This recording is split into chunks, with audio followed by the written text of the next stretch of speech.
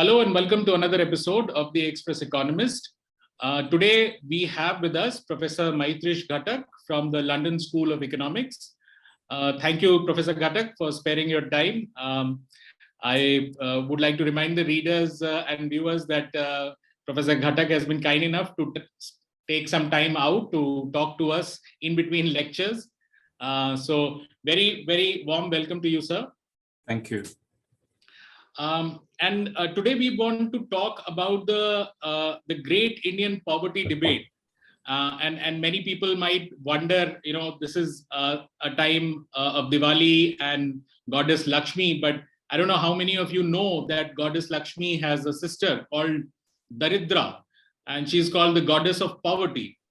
And the idea is to perhaps look at the other side, because a considerable portion of our country is quite poor.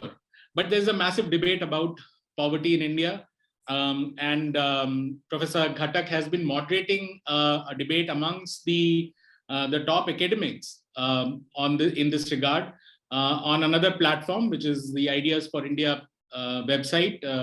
It's a website dedicated for such papers.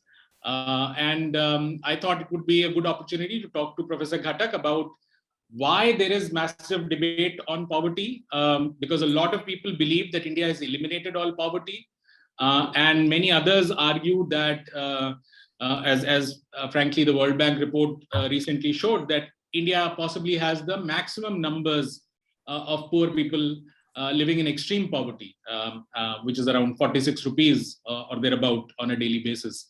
Professor Ghatak, first of all, if you could tell our viewers, why is there such a massive debate about poverty in a country where 800 million are being given free ration, and yet there is a sense that we have eliminated poverty? Why is there massive debate in the intellectual class or the academic class also? I mean, primarily the debate is because there isn't sufficient data. And even when you have sufficient data, one could always question methods of, what poverty line you choose, how you're adjusting for cost of living, and all kinds of things that go into calculation of this poverty indices. And just to give you a very, to your viewers, a very basic kind of primer on what the issue is. So there are the standard way in which people measure how many people are below the poverty line or extreme poverty line. The idea is that you do this household surveys, which the NSSO does. These are large-scale national representative surveys, and that is supposed to capture all households, from different income groups. And of course, not all, meaning every Indian household. That would be like an equivalent of a census. This is a sample survey. So there is there's a way in which you select your sample to give a representative picture. Then what you collect is information about a number of things, but focusing on our issue, we are discussing poverty. We come up with consumer expenditure surveys that are based on some basis of recall, right? So because otherwise, if perfect records existed of all the consumer expenditure through the year, income flows, suppose everybody had that, then all you would do is just contact the households that were in the sample, collect that information, and be done with our job. But the reason that's challenging is in a country like India, where there's a lot of poor people, whether they are below a certain poverty line or not, which is what the debate is about. But nobody is denying that there's, poverty is not a problem. Even some of the proponents of the view that extreme poverty in India has declined significantly to non-negligible levels. They're not there. In fact, the conclusion of one of the papers I'll come back to is it's more a call to use a more reasonable poverty line so that we get a more realistic picture of poverty. So to be fair, that's what they're saying. So what you do is you do this household surveys, and then you come up with some money value that one would think allows an individual to buy a set of consumer goods that would provide a certain caloric energy level that we would think is kind of coming from the nutritional point of view, allow you to be productive or to really not be severely undernourished and unfit to live a normal life. So this is how the survey is done, and once you hold this particular line, right? Once you have a distribution, you collect those who have higher expenditure, medium, lower, etc. Then what you have is a whole distribution of different numbers that gives average household consumption per capita in different income groups. Then you select a particular line, right? And then you just calculate percentage of people below that line. And that is the poverty line, right? Now, as I said, if you did this service regularly, right? Even there, one could very much differ in terms of what's a reasonable poverty threshold, right? And there's really it's not an objective measure like, calculating, say how an object is going to fall due to gravity. It's clearly something that could, differ based on what norms you use.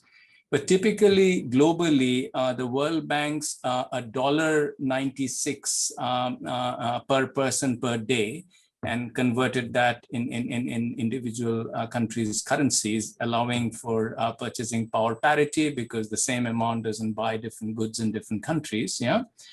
So the case of India, the main problem is if we had this regular surveys, which the NSSO did, and which has now been subsumed as part of the National Statistical Office, yeah, we would be able to come up with a number.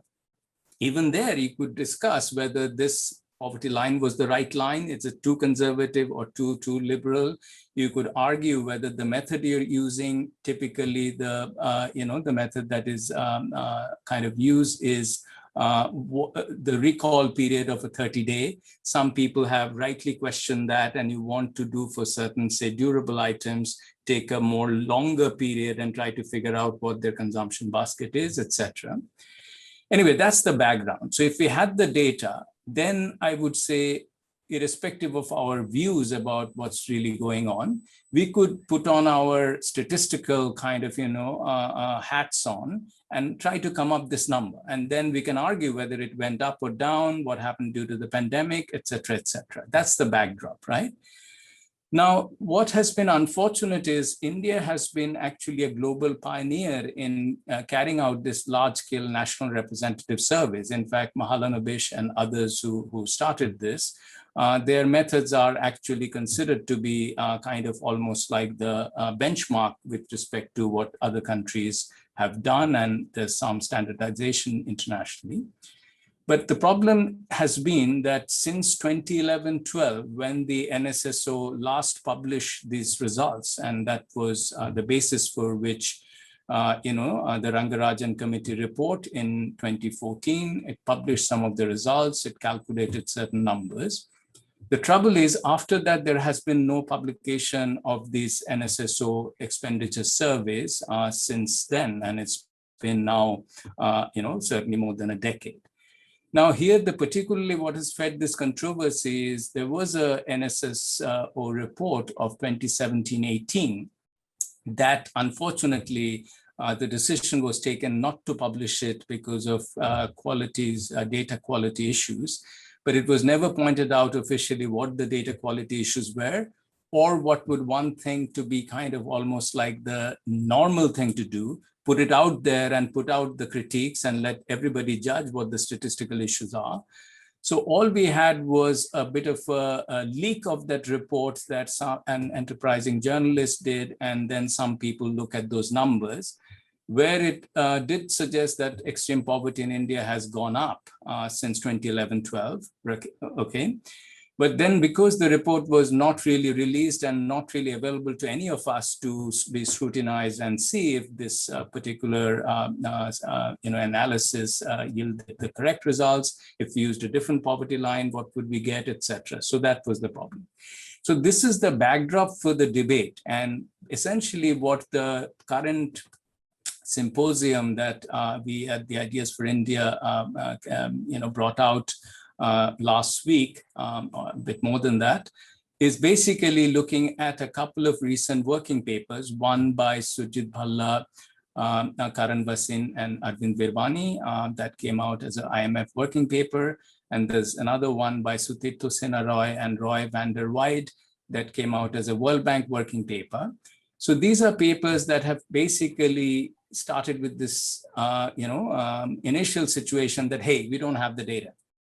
NSSO numbers are not there. So how do we infer what has happened to poverty in the next decade? Okay. And that's the debate really, because Bhalla et al., or given the acronyms of their last names, it's referred to as BBV by the author's last names, and the other one, the Sena-Roy and van der Weide, Roy and Weide, RW, they basically use different approaches to come up with numbers.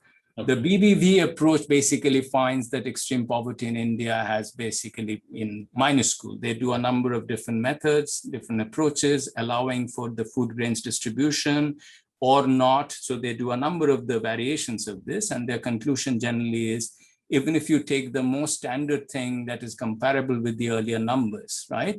Even their extreme poverty has gone down quite a bit. Roy van der Weide, or the RRW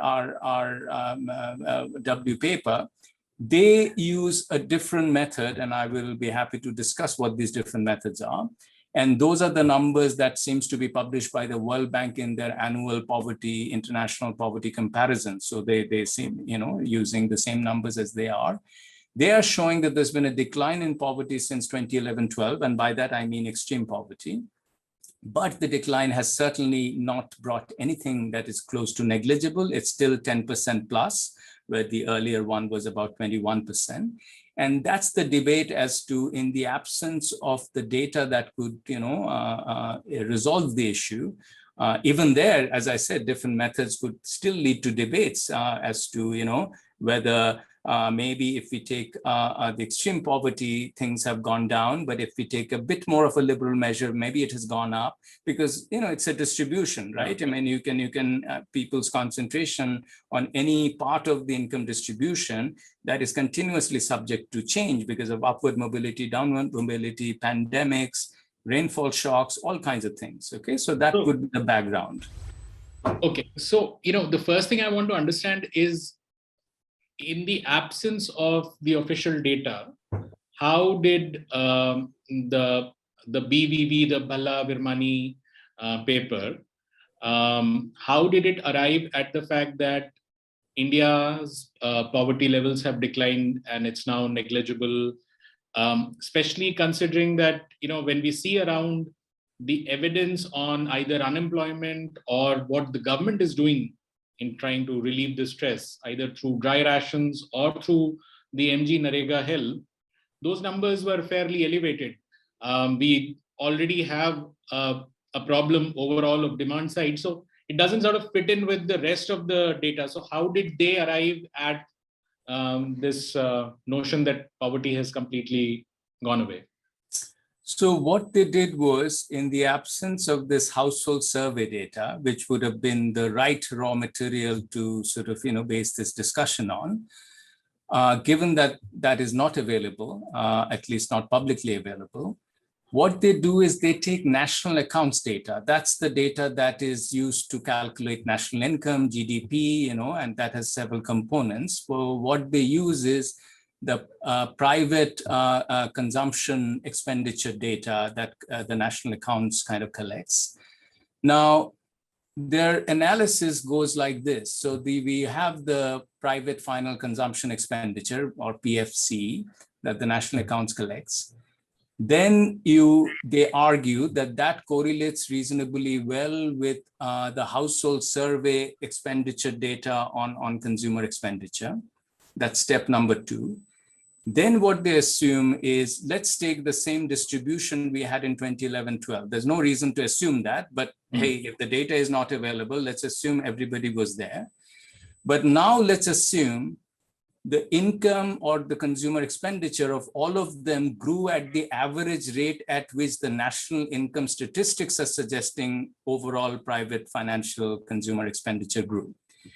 And once you do that, and then you apply the line, poverty line, and doing inflation adjustment, which all of these papers do, yeah, they find that essentially the people below this World Bank extreme poverty measure, yeah, and which is reasonably close to the earlier Tendulkar Committee poverty line, and they're not identical, but they're reasonably close.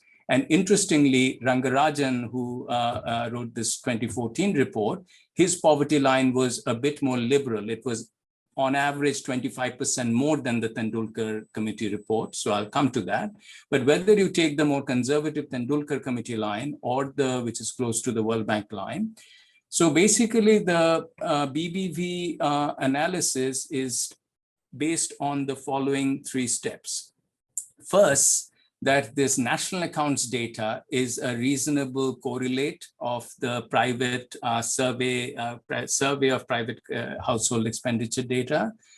Number 2, everybody in the distribution grew at the same rate as the average national accounts consumer data.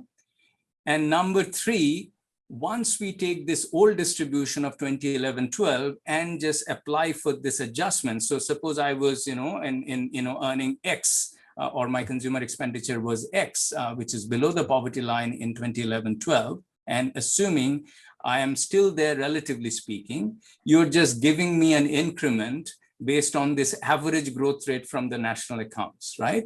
So this is their approach. And once they do that, and they do a number of exercises, this is not, the only thing they do. As I said, they do use different types of recall methods of what numbers to use for the survey data, etc. But that's what, they end up doing, that you're taking a micro household survey distribution of 2011-12. Then you're using a macro indicator, arguing that that micro consumer expenditure data is well correlated by this with this macro indicator, and then assuming everybody is growing at the same rate, very top 1% and the bottom 5%, they're all growing at the same average rate. Then you basically say, hey, extreme poverty is, not zero according to the various calculations they do, but it's pretty, it has gone down significantly.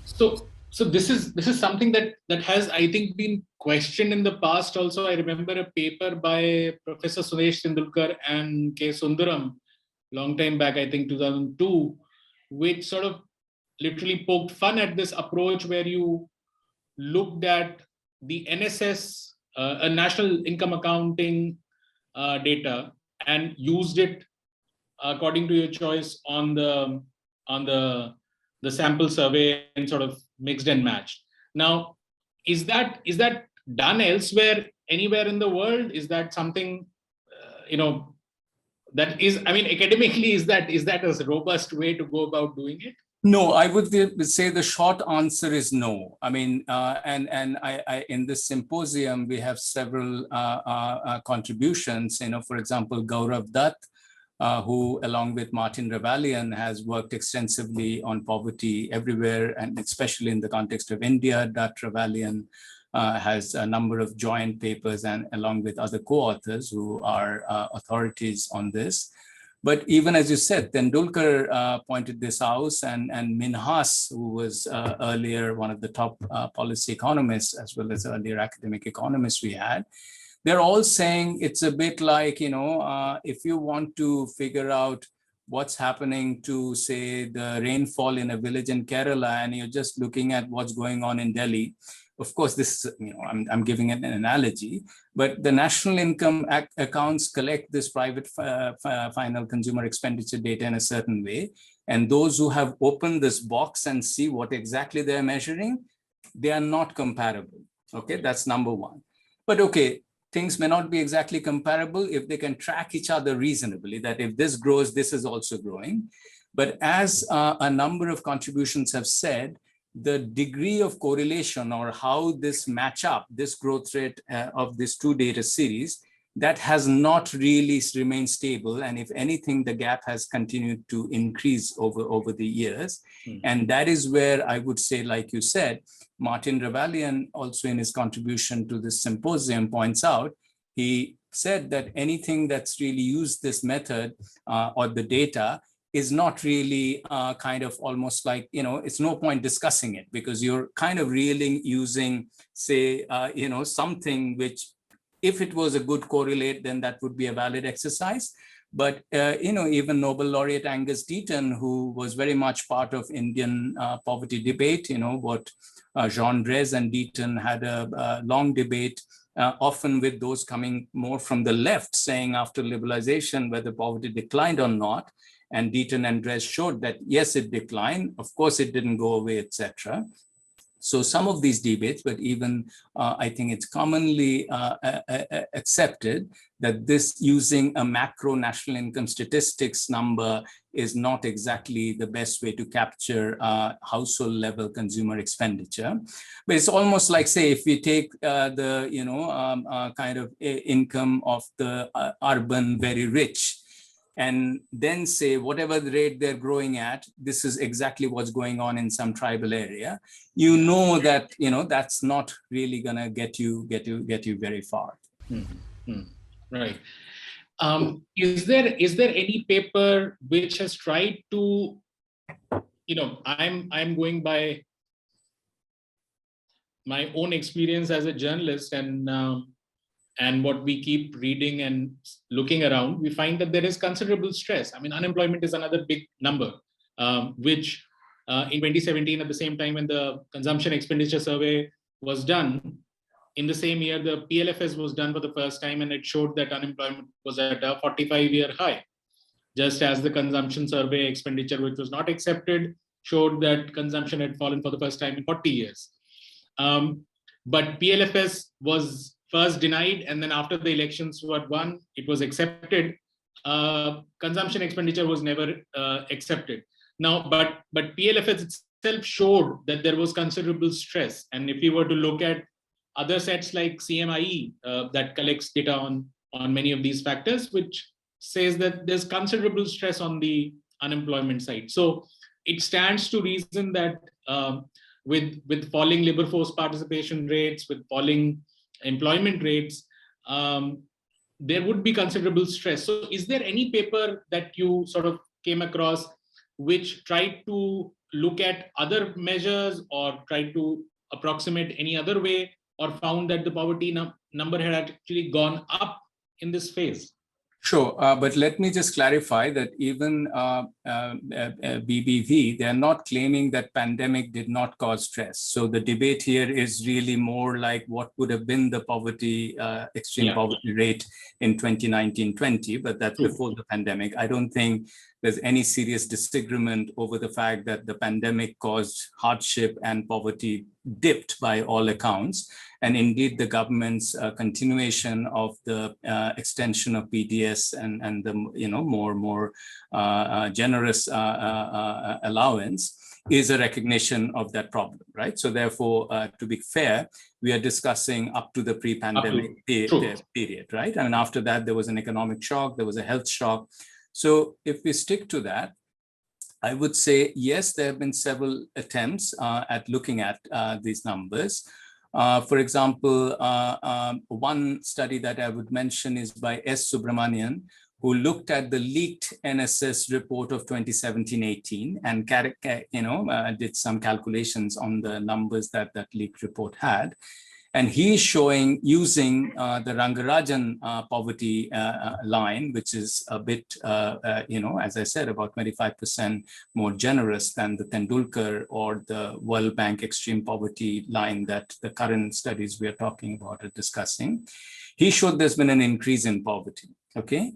And there has been studies also in terms of the PLFS, like you said, which to the extent they can, find this consumer expenditure numbers, that there has been an increase in that. There has been some contributions that have showed that there's been an increase. But coming back to it, your question, there's also the CMIE's Consumer Pyramid Household Survey, the CPHS data. And from 2014 onwards, they have been doing it every couple of months for a year. And that in a way provides us with a resource, which is useful because they have been doing it all through, even during the pandemic, right?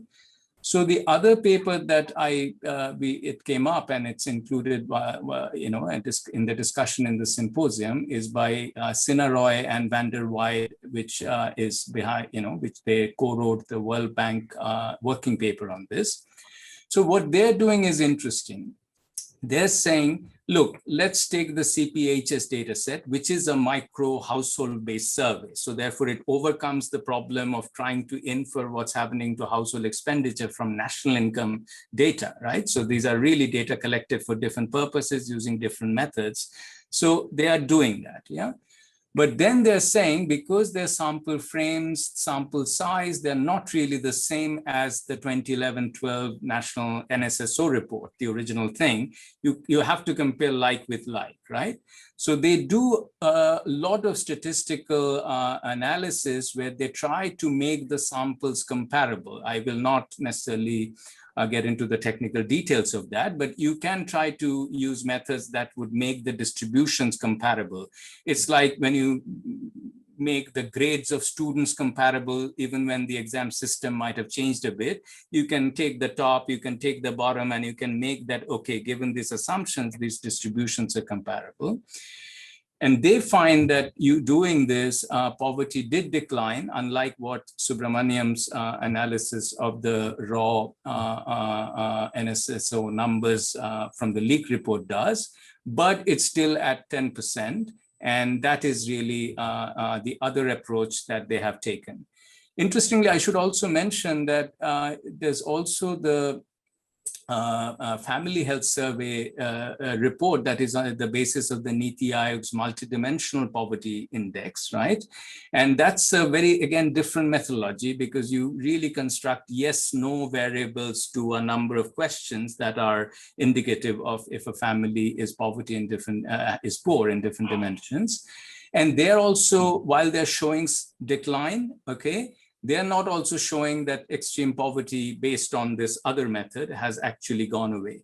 So I would say a fair assessment of all of that is, you could argue that BBV's point is that extreme poverty line, the way it is measured is too conservative and we should take a more reasonable notion or poverty line. And then there's no claim there is no poverty in India, because that really flies in the face of any anecdotal case study, journalistic exercises, or other kinds of surveys that you already mentioned. It would be good if it was true, but clearly that doesn't appear to. Now, therefore, to be fair, a more technical claim would be it's a bit like, suppose you want to say somebody is very, very sick, yeah?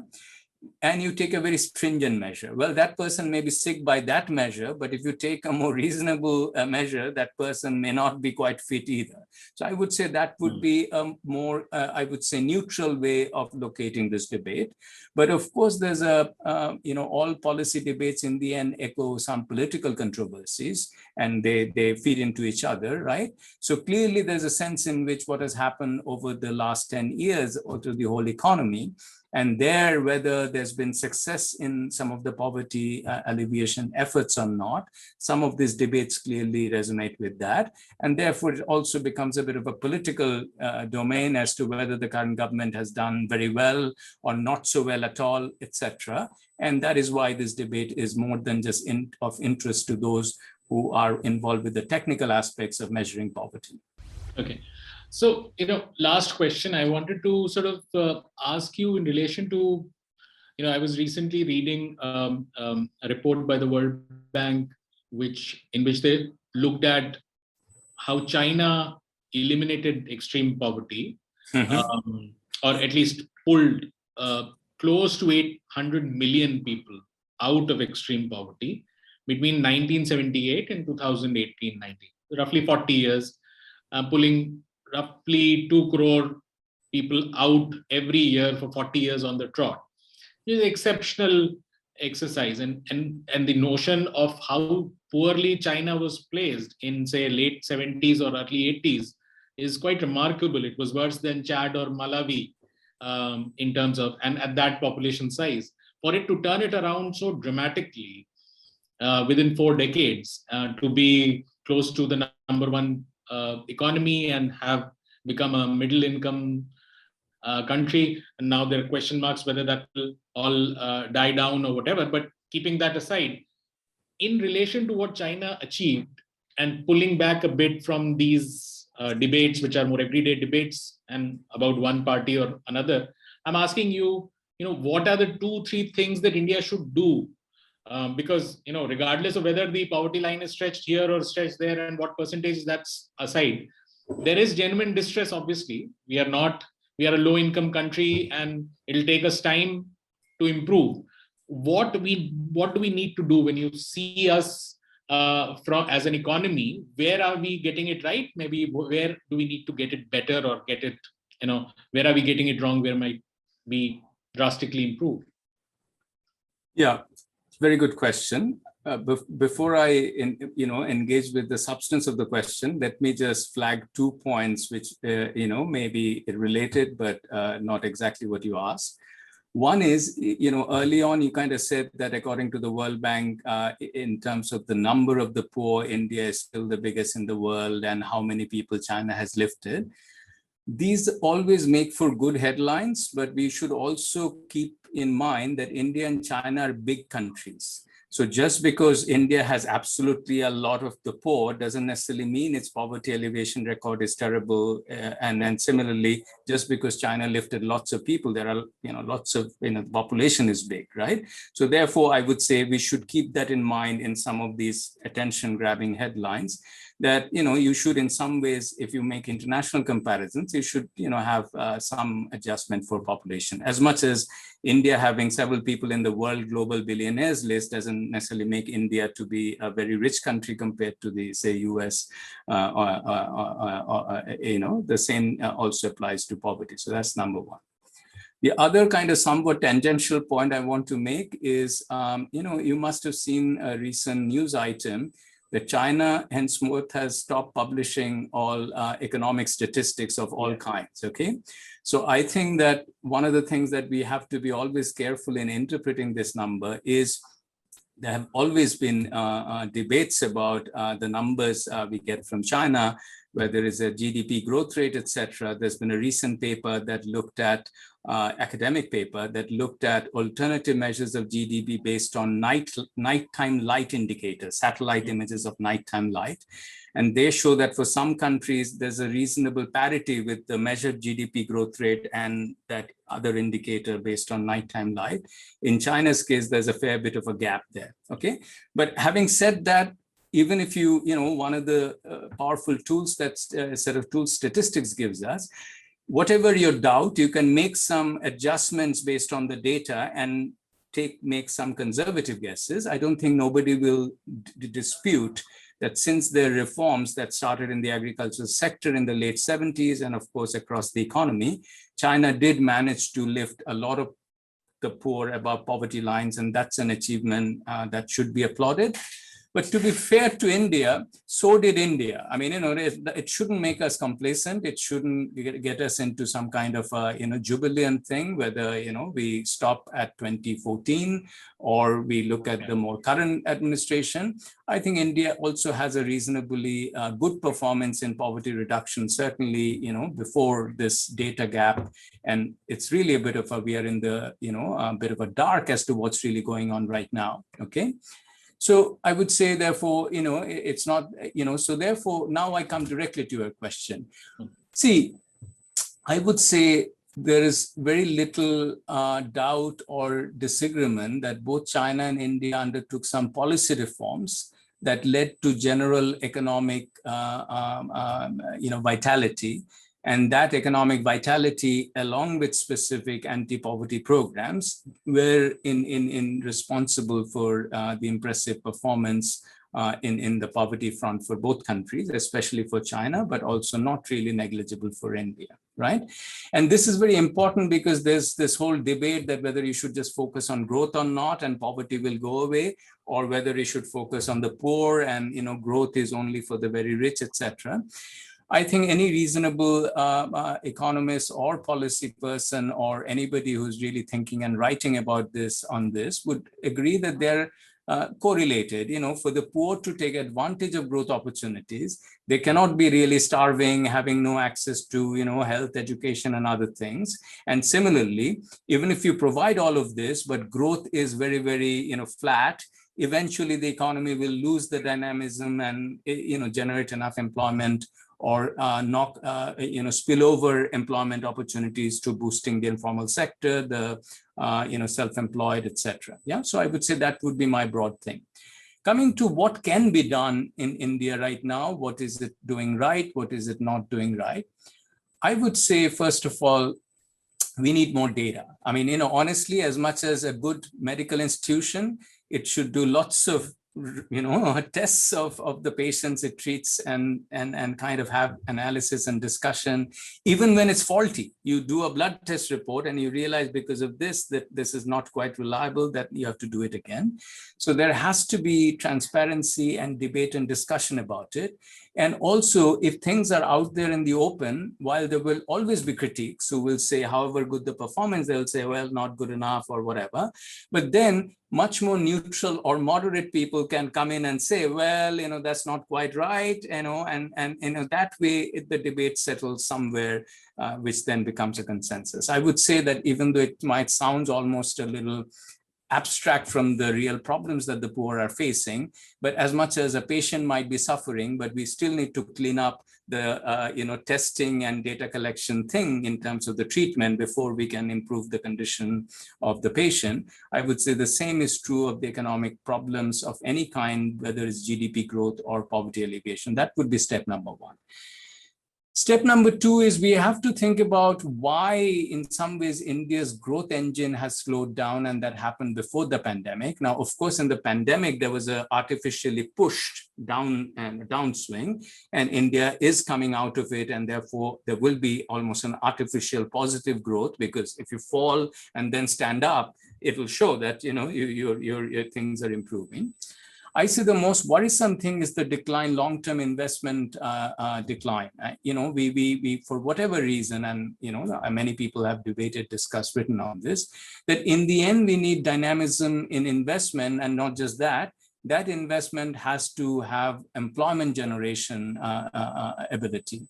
And that is where, this is a topic for a long discussion itself, but I'm saying that why our investment rates are declining, and the consequent kind of, employment prospects not being good, even what some people are calling reverse structural transformation, where people normally with development, people move from agriculture to industry to services, but a lot of, there's a bit of people are going back to agriculture in the absence of options, etc.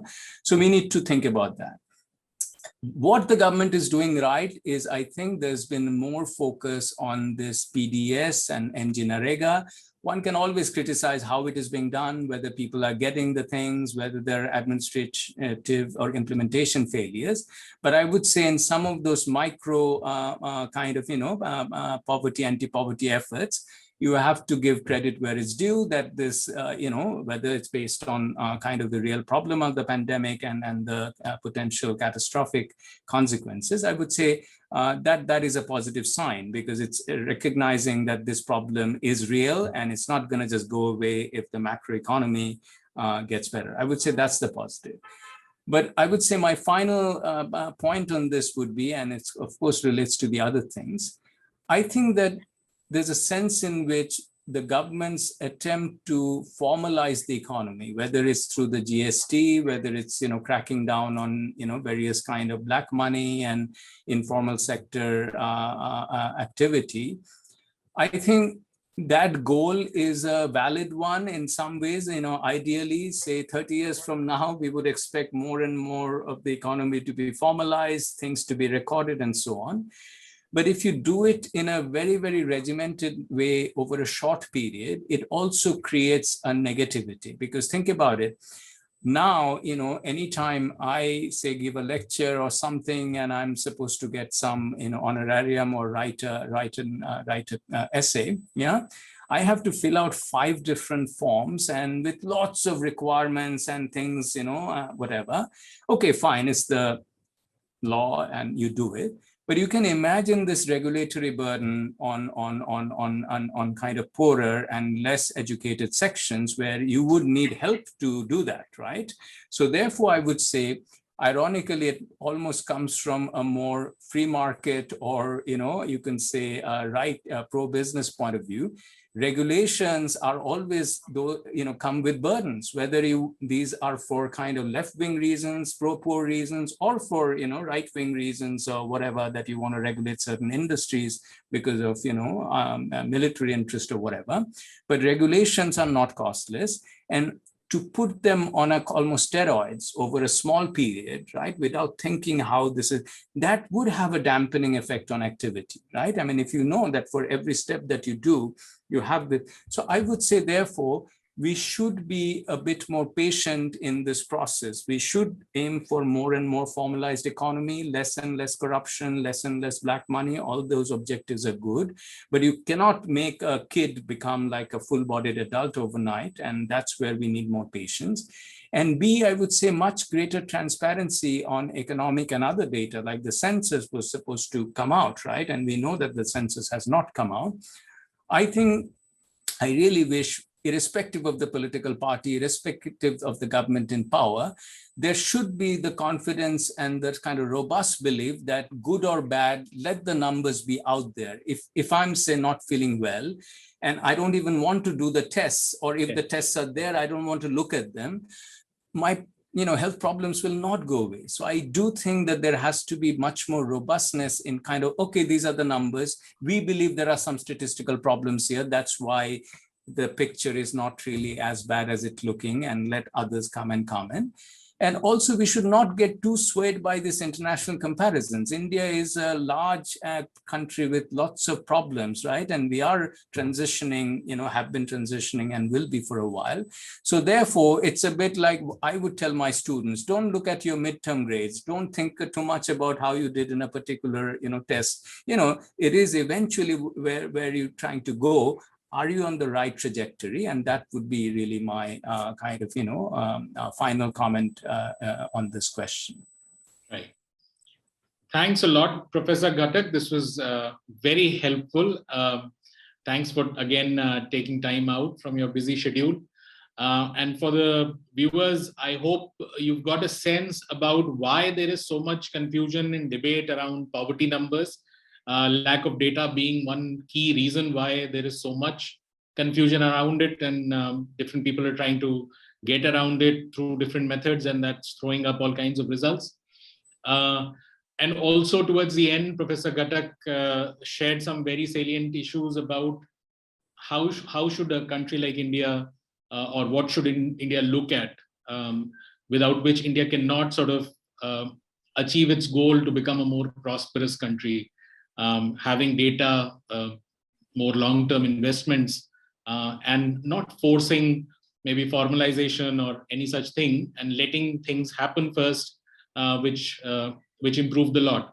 And just to clarify on that, and maybe since you summarized it very well as you do in your writings as well, I should add that in terms of the big picture, you summarized it well, but there I should emphasize strengthening the safety net is something that should go hand in hand. And that's where I said that the government at least has, put some elements out there which are positive things.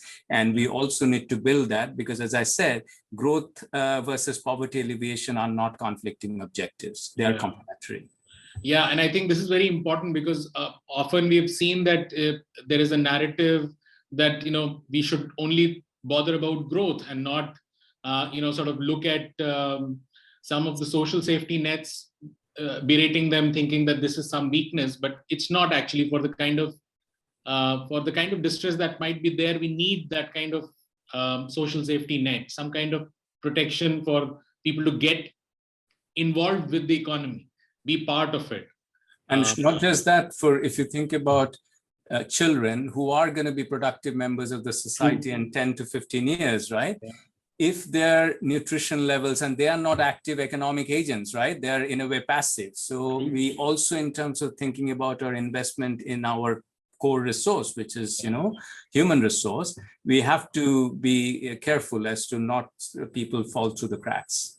Spot on. I mean, because we've just had another round of debates in the public about the global hunger index and whether it's called hunger and the politicization of the word hunger, and keep all that aside. But the salient point is nutrition of our kids, and whether that's getting enough attention, or do we need to do more, regardless of the attention we are giving at present.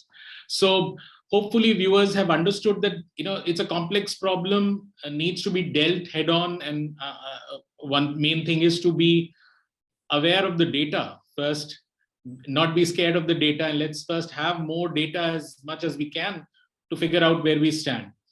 If you like the episode, please press like and subscribe to our channel, and I hope to see you again next week. Thank you. Thank you for having me.